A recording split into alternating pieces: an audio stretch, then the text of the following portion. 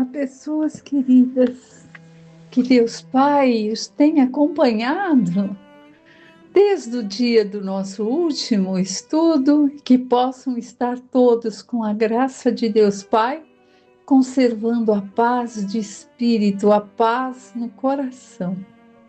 E lá vamos nós para mais um trechinho de estudo. Sabem de quê? Do Evangelho segundo o Espiritismo, decodificado por Allan Kardec. Capítulo 10. Bem-aventurados os que são misericordiosos. Estamos vendo as instruções dos Espíritos e no item a indulgência. Falando sobre a indulgência, nós já tivemos dois irmãos aí, né? Que vieram da espiritualidade, passaram, né? Para que pudéssemos e possamos ainda estar aprendendo sobre a indulgência. Foi José, um espírito protetor em 1863, depois João Bispo de Bordeaux, 1862. E agora, sobre esse mesmo título da indulgência, de procurar olhar ao outro sem críticas e ver que ele é capaz sim de se melhorar e que nós não temos o direito de apontar as falhas, de julgar. Também sobre a indulgência, agora do Frete, bispo de Nevers, Bordeaux. Os três até agora são de Bordeaux, né? E esse é o último item falando sobre a indulgência aqui nesse título, que é Instruções dos Espíritos. É quando a espiritualidade coloca ali o que devemos prestar atenção no capítulo que nós estamos estudando, quando ele diz, bem-aventurados que são misericordiosos. Aí nós já vimos até agora, perdoai para que Deus vos perdoe. Alguns trechos que já estudamos desse capítulo nos mostram que a gente pede a Deus, né? Perdoe os meus pecados, assim como eu devo perdoar aquele que pecou contra mim. Está lá no Pai Nosso. Parece tão simples, tão fácil, mas é só no falar? Não. É o procurar praticar. Aí vimos também reconciliar-se com seus adversários. Sim. E ainda tem algum trecho que diz, enquanto estais juntos deles. Muito mais fácil eu encarnada me reconciliar com um irmão encarnado, do que depois um de nós estar na pátria espiritual e o outro na carne. Então que busquemos essa reconciliação. Não há para que pessoas ficarem anos sem se falar, por causa de uma vírgula que por vezes foi colocada numa má hora, né? Vimos também o sacrifício mais agradável a Deus, que é perdão das ofensas, amar ao próximo como a si mesmo, honrai não só pai e mãe, mas as pessoas como filhos de Deus, como nós, e tantas outras coisas, o argueiro e a trave no olho, né? Quando a gente procura ver os defeitos do outro, mas a gente se esconde, se camufla para que ninguém perceba a serpente que há nos meus pensamentos. E critico o outro. Não julgar para não ser julgado. Aquele que estiver sem pecado, que atire a primeira pedra. Que aí nós vimos também, né? O julgamento, julgou, já errou. E quem estiver sem pecado, com direito, se achando no direito de julgar, atire a primeira pedra. E eu lembro que nesse item nós vimos que os anciãos começaram a sair primeiro, os mais velhos. E não é porque tinha que respeitar o direito do idoso, é porque tinha muito mais débitos acumulados que os mais jovens. E todos foram saindo quando Jesus disse: quem não tiver pecado, atire nessa mulher a primeira pedra. Ninguém foi capaz. Por quê? Porque também tinham pecado.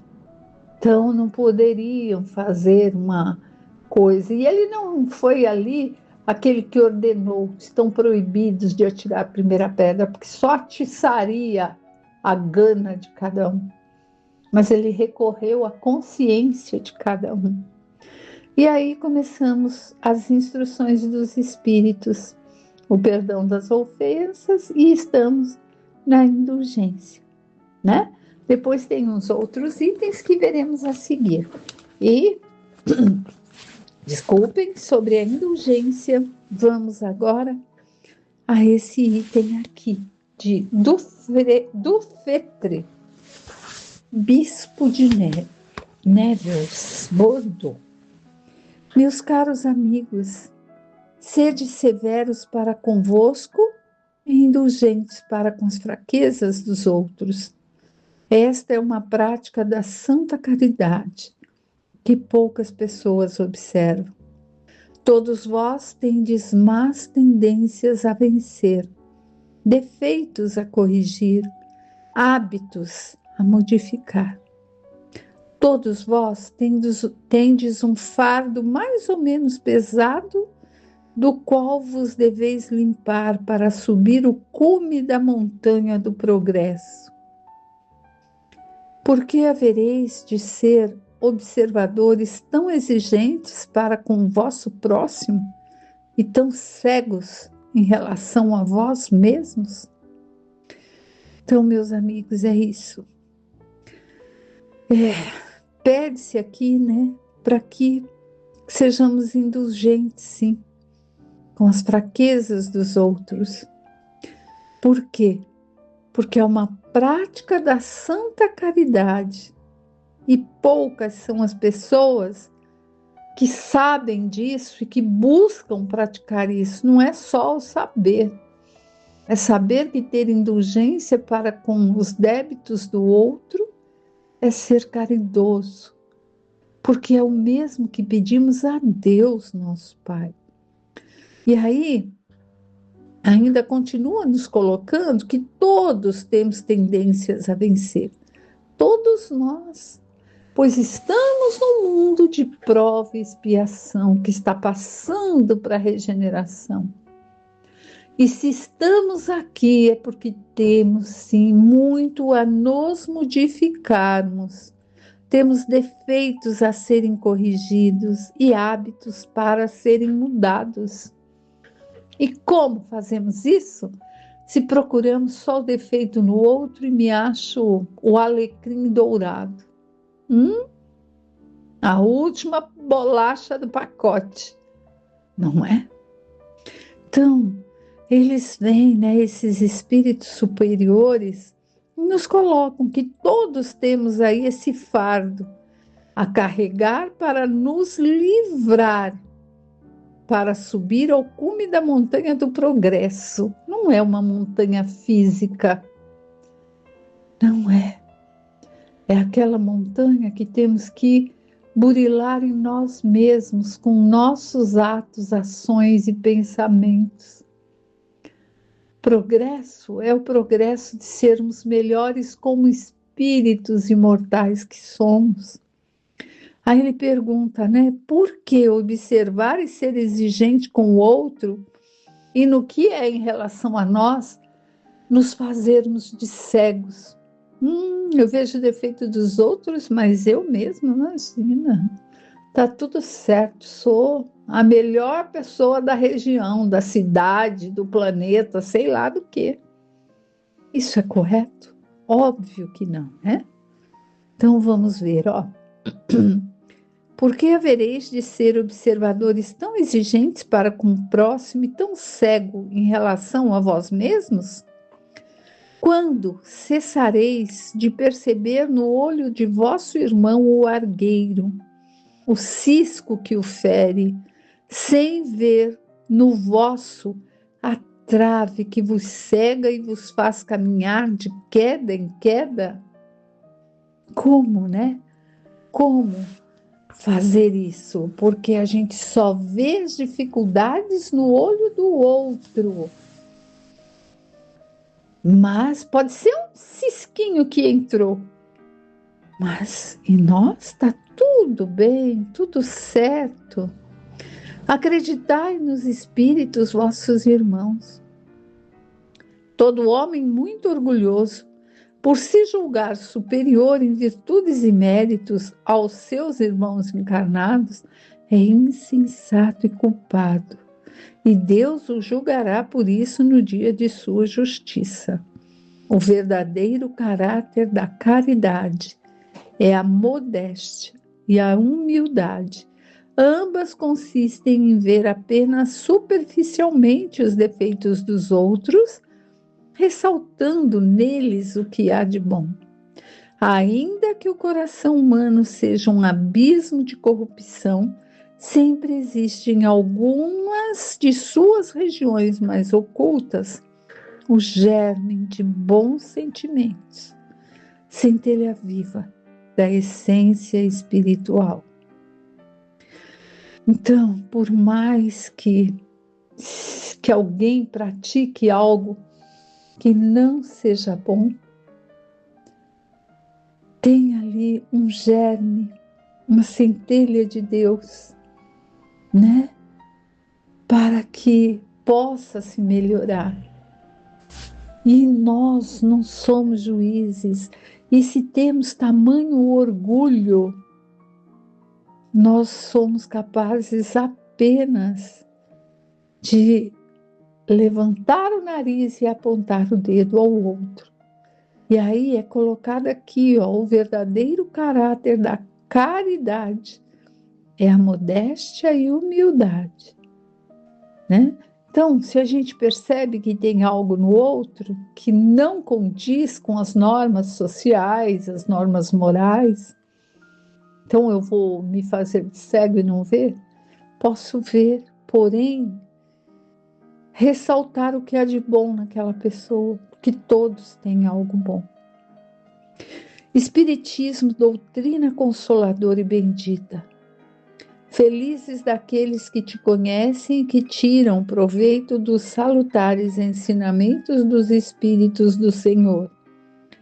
Para eles o caminho está iluminado e ao longo do trajeto podem ler estas palavras que lhes indicam o meio de chegar ao objetivo. Caridade prática, caridade de coração, caridade para com caridade para com todos e o amor de Deus. Caridade para com o próximo e para consigo mesmo. Em uma palavra, caridade para com todos e o amor a Deus acima de todas as coisas. O amor a Deus resume todos os vossos deveres. E é impossível amar realmente a Deus sem praticar a caridade, da qual Ele faz uma lei para todas as criaturas. Então, nós devemos entender que, se não formos caridosos aos nossos irmãos, podemos dizer que amamos a Deus, nosso Pai? Caridade, indulgência. Nós precisamos, sim, cuidar do nosso pensamento, porque se pedimos ao Pai, perdoai as ofensas, nós estamos pedindo a Deus força para que não caiamos novamente nos mesmos erros. E querendo que Deus diga assim, filho, continue, estou olhando por ti. Então, com que direito eu não vou perdoar a ofensa que outro tem, se está tão ali no caminho, sujeito a quedas tanto quanto nós, não é? Então, sempre temos que olhar ao próximo com indulgência, porque se estamos pedindo isso a Deus, né? Estamos ali dizendo: Pai, perdoe-me. Nós sabemos que não podemos burlar a lei de ação e reação, de ressarcimento, mas isso não é castigo. Isso é Deus dizendo: vai, vai filha, vai filho, perdoe-se também as tuas ofensas e aprenda a perdoar a do próximo. Não é isso? Então, que Deus e a espiritualidade superior esteja sempre conosco, nos lembrando de tudo isso que lemos, que ouvimos em palestras, seja lá onde for, mas de que é através da caridade com o próximo, comigo mesmo, como ele coloca aqui, né? Caridade prática, caridade de coração, caridade para com o próximo e para consigo mesmo. Que saibamos aí, nos dias vindouros, praticar essa caridade.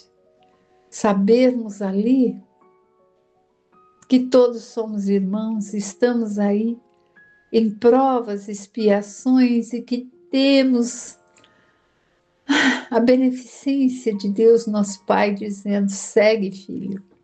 E que nós não temos o direito de fazer ao contrário com nossos irmãos. Amigos, fiquem com Deus. Até o próximo encontro para continuarmos o estudo do Evangelho segundo o Espiritismo. Até breve.